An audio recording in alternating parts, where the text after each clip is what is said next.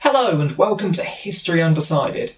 On the 29th of December 1170, Archbishop Thomas Becket got his head smashed in by some knights on the floor of Canterbury Cathedral, ostensibly on the orders of King Henry II. Bearing in mind that murder is never okay, did he kind of have it coming? No. He was out of his depth at the start of his tenure as Archbishop. Right. And then, when his position became completely untenable, he engineered his own martyrdom. He wanted to be killed. Yes, he wanted to be killed. He didn't have it coming. He was actively seeking it by his behaviour in reflecting that of Christ. Yeah, okay, that's a hot take. Not where I thought you were going with that, but okay. Very much his theatrics in the run-up to his death. I'm not disputing the theatrics at all, but whether he wanted to end the way he did, with brains on the floor? I certainly think he did. I think Thomas Becket gave 100% at whatever he did, and by giving it 100% as Archbishop of Canterbury, sainthood was his main goal. Martyrdom and sainthood later on. Logically and technically, there is nothing wrong with that argument, even if I don't agree myself. I'd say, in the events leading up to his demise, he didn't do himself any favours, and kind of did bring this fate upon himself. To the extent where he wanted to become a martyr, I'm not sure about that. I think in just his general behaviour, became absolutely outrageous. Well, shall we go back to the start? Talk about Becket from the beginning. As a humble wee lad born to a, fairly well-off family, educated in Paris for about 2 years until his dad's business burned down and he lost everything, which isn't great, not a great start, and never completed his education, which some historians... Not good either. Some historians say that's where it started, his sort of inferiority complex. He was surrounded by people who had been educated, but he had to go off, get a job in Canterbury Cathedral in the end, without actually finishing. But, as you know, he did do quite well at Canterbury Cathedral as a clerk. Yeah, under the Archbishop Theobald, a very powerful person in the realm at that time. Probably the most powerful religious figure in the realm at the time, because Archbishop of Canterbury still is the religious head of England, isn't he? Yes. Yeah. And there he was when Henry II rocked up one day to sort of have a... I'll have you. Yeah. You've got... Theobald speaks highly of you. He recommends you. Do you want a job? Which point Becket said, well, go on then. What's the worst that could happen? And...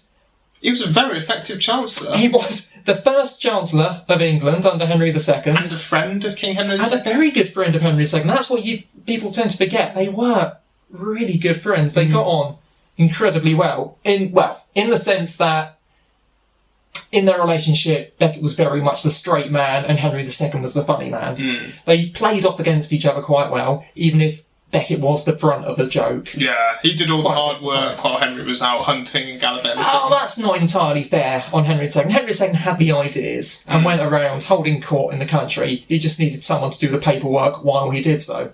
Fair play. Which Becket, again, he did very well, by all accounts. And alongside Henry's other reforms, the Justice Department, economic reforms, new mints everywhere, castles, sorting out the laws of England, together they made a really good team. And for the first couple of years of the relationship, it was brilliant. Solid unit, brilliant. And you would have thought it would have worked out so well when Henry II wanted to impose secular law on religious areas within the country, and imposing Thomas Becket as Archbishop. Yeah, exactly, because this was always Henry's plan. He wanted to have all the courts under the crown, essentially, whereas before, depending on who you ask, 1 in 6 Englishmen was technically part of the clergy by some connection or another, which meant that they were subject to ecclesiastical courts, which it's fair to say were a bit more... lenient? A bit more... Yes, you could get away with quite a lot of murder, it turns out, if you go and sit before an ecclesiastical court, which obviously Henry was not a fan of, and as someone who wanted power, also thought, well, if I control this, a bit more power over the people, centralise my authority, why not? And yes, he thought, well, Theobald's just copped it.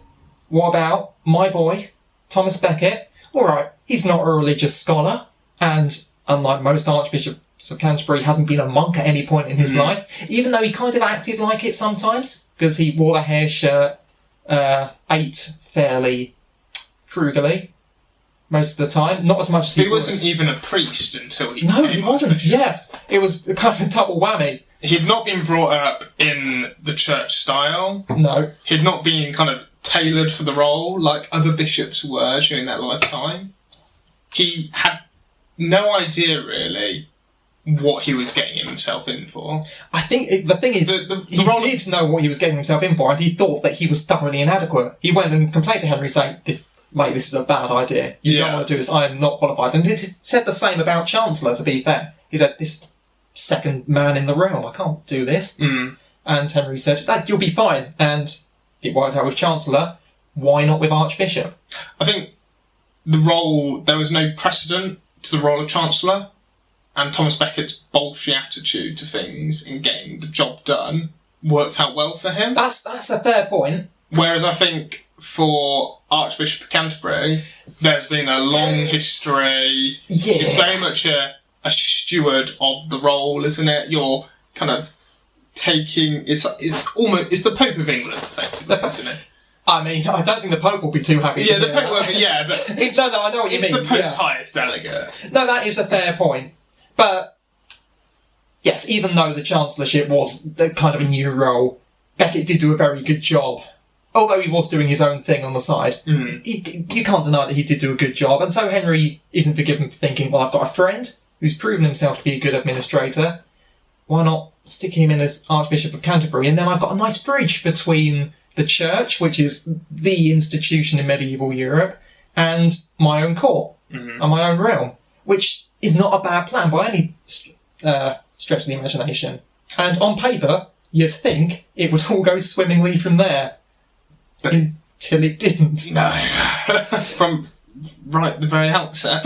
Yes! Becket suddenly said, well, I'm going to take my job very seriously to, prove that I'm not just a royal toad who's been put in here just to fulfil Henry's will in the church, which he had been. There's no dispute. Henry put him there because he wanted Becket to do exactly what he wanted.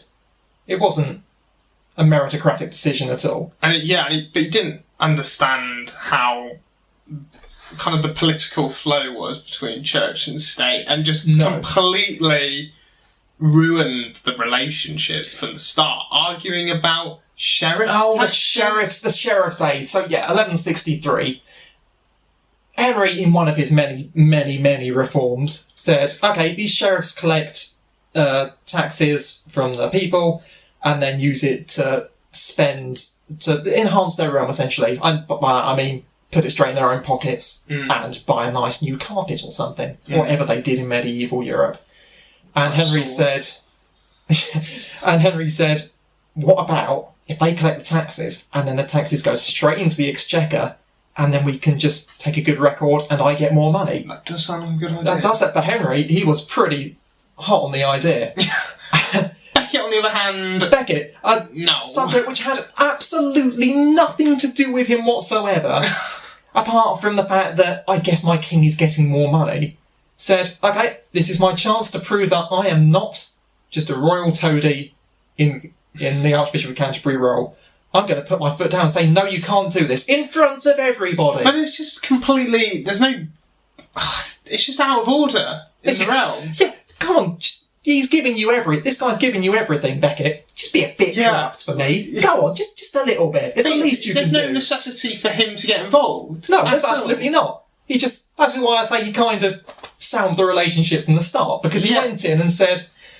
But he had no idea what he was doing. He was completely out of his depth, and it just spirals out of control from there on. Well, he suddenly becomes incredibly pious, more so than before. Yeah. He is, in his opinion, God's representative. He must do everything the Bible says, not taking any...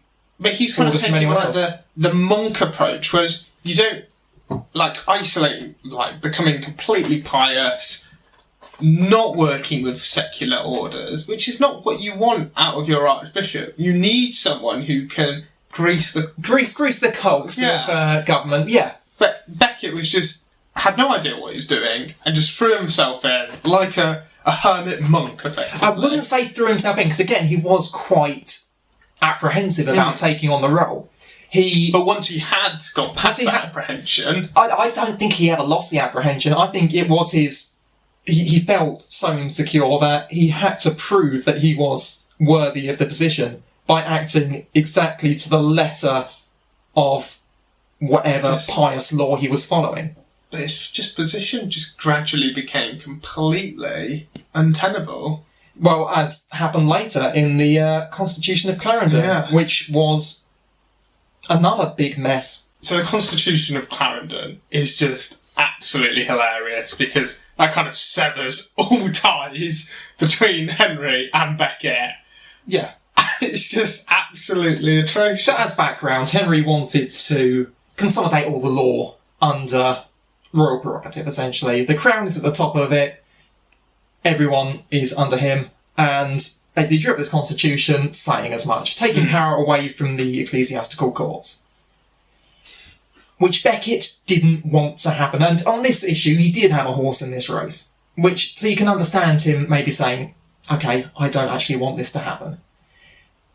Problem is, Henry basically went to him and threatened him a little bit and said, I need you to support me, and if you don't, we're going to have to reevaluate this relationship.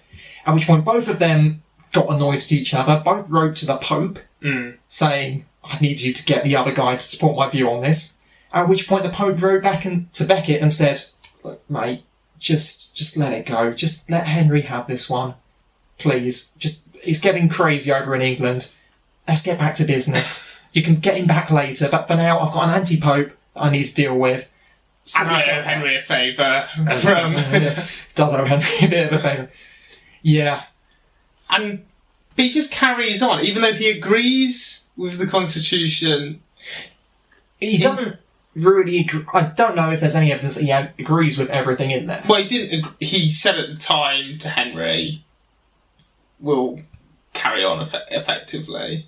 Well, yes, he said, okay, fine. Look, the Pope's telling me no, everyone's telling me just to let you have this. Okay, fine. Whatever you say, I'll go with it. Which Henry then took to the next level, viewed it as a massive victory for himself, invited everyone over in early 1164 to sign the Constitution and said, hey, Becket, he didn't support this. Well, now he does. Look at me. I'm the king. Deal with it. Which Becket didn't take too well. And Becket felt like he'd been trapped because he had said to the king and made it quite well known that he would support the Constitution. And when Henry whips it out with some slightly tweaked terms to make sure that the ecclesiastical courts lost lots of their power and the church's position in society was decreased compared to the crown, he didn't have a choice but to sign it, but then he was just publicly humiliated about it, which then led to a minor estrangement at Northampton. Well, do you want to talk about Northampton? Well, I just love the fact during the grand meeting with the king and all the barons that Becket comes in on his cross, and this is where I think the dynamic changes from he knows he's in an untenable position, so I'm going to actively seek martyrdom in my theatrics and actions by placing myself on a cross as I walk into a hall and look essentially like Christ going on the cross. But Mel Gibson put himself on a cross. And he doesn't want my... I don't know. But that was playing the role of Jesus. He was playing the role of Jesus. But just because you come on a cross, I think he was just making more of a statement. He wasn't actually saying, kill me, kill me, kill me. I think he was getting into that kind of flow of his behaviour. I felt like he was using it more of a threat. But then if he really wants to be martyred, why then later in the year... He's saying that I'm the voice of God. I am. Then why did he flee at the end of the year when Henry went back through the meticulously kept records and said, £300 missing from your time as Chancellor? from all your years spent working with the finances. This doesn't quite add up. And confiscated all his land. Confiscated all his lands and castles. He was fearful for his life. So if he was fearful for his life, why didn't he take that opportunity to become a martyr instead of running off to France? Because that wouldn't have been the same. Being killed in your own property wouldn't have been the same as being... Well, anyway, we'll get to that. Yeah. So yes, many years but he carries on this theatrical show. He throws himself into the Pope Alexander IV's arms. Yeah. And he goes on about his position. Please, enable me to follow it through. And then Alexander IV makes him papal legate off of this. Which is... fans the flames even more. Even if it is a bit of a meaningless title. But he interpreted it as I am the voice of God. Everything, I am... Yeah. But anyway, 5 years in exile under the protection of Louis VII until 1169, when there have been enough villages burned down on the English-French border for the two leaders to say, are we going to have a war or are we going to sort ourselves out? And they went with the latter option, had a conference, and Louis thought, well, since England is still a bit of a mess in terms of religion, we'll invite Becket over and see if we can get the two to reconcile. Which worked. He was a bit bitter about until the end. Yes. So, they got together and everyone was standing around, the assembled lords of Europe, saying, Becket, do you have something to say to Henry? And Becket going, yeah, Becket, I'm very sorry. You're my king. I'll do anything you ask. I'm your liege man from this day to my last. As long as it doesn't conflict with the will of God. Yes, I'm sure. I don't know what the records say, but I'm sure there must have just been that pause where everyone went, oh. Unless God says otherwise, of course. So it's just like, oh, Becket! God. At which point things got heated. Why? Yeah, lots of naughty words and phrases thrown around by Henry at that point. Not very kingly, but again. But the Bishop of Rouen calmed him down, didn't they? To an extent. I do feel sorry for Henry. Yeah. Well, that's... Anyway. Then Henry went back, got his son crowned coking by the Bishop of York, which is... Great friend of Becket, wasn't he? Well, that... Viewed him as a bit of an idiot. Bit of an idiot who's just taken the Archbishop of Canterbury's main role, by crowning a king, essentially. At which point, in 1170... But Becket wouldn't take that problematically, would he? No, because in 1170, sail across the channel, go up to Canterbury Cathedral, and on Christmas Day, go onto the pulpit, excommunicate everyone he'd ever disagreed with, and slag off most of Henry's court, including Henry himself. And wasn't he kind of aiming to uncrown Henry? The young Henry he demanded the arrest of the people who had carried out the coronation. At which point, news reached Henry just after Christmas that there'd been a bit of a sermon at Canterbury, and he got quite angry again. Wonder why. And said something along the lines of, are you cowards going to stand around while this person talks down to your king? What kind of people are you? Which has been interpreted in common culture as, will no one rid me of this turbulent priest, which I quite like as a phrase, even if it's not historically accurate, and kind of sums up the general vibe. It's just a shame a couple of knights took it a bit too seriously. There's speculation that those 4 knights, their families were originally anti-Angevin when under Stephen, and they thought, we'll join in the bandwagon and top him off. Conspiracy theories aside, let's say poor judgment on their part, no matter their motive, unless they wanted absolute chaos. Well, they just wanted to get in with King Henry so they'd please him. Yeah, that's entirely possible. And then they did. Just burst into Canterbury Cathedral on the 29th. Who are you guys? I know King Henry II sends his regards. Come with us. At which point Becket sort of hugged a pillar and went, "You'll have to kill me if you want to take me." That's the thing. If they were clad in full armour, and just Beckett's there like, "This is my opportunity. This finishes off." No. Because previously, when Becket was engaged with the royal court, no one's in full armour. It's very much the standard court dress of the day. Yeah. Whereas Beckett's like, "This is my opportunity. Yeah, but I know... I'm going to stand there. I think it's fair Previously I've ran, but I'm going to stand and I think it's fair to say Becket was a bit mad. But if you're in a church, in your robes, and 4 men in full armour with swords drawn open the door, I'm not going to be thinking, tell you what, this would make a great story and a great martyr story. But it's his kind of role of becoming... As a story arc, it's fantastic. Yeah. Was that what he was thinking at the his time? Character. Yeah. Like, you're going from, I'm going to walk in with a cross on my back to I'm going to flaunt myself in front of the Pope and be all theatric to I'm going to stand up to these knights and die in a But then why was he hugging a pillar? To antagonise them further, to create the difficulty to the point where they would just get so antagonised that they'll just lob his head off. Which is what happened. Well, I mean, not so much lopped his head off, lopped the top half of his head off, then trampled his brains a bit. Which, I mean, overkill. Let's be completely honest. I can't see him... I get your argument, but do I think he deliberately took this... He saw these people and went, you know what, this is it. This is when I become a martyr. I don't think anyone in their right mind... And Becket wasn't always in his right mind, but I think that's just a step too far for him. But I think Becket saw the opportunity. It wasn't so... Like, the age of martyrdom is well past, like, during the Dark Ages. This is, like, a period where people would not go into a church fully armoured. Unless it's, like, for example... Later on in periods, when people go into full armour, it's just a bloodbath. Yeah, we've already proven that these people have bad judgment. Yeah, and I think Becket sees that and thinks, this is going to be the crowning of my career as Archbishop of Canterbury.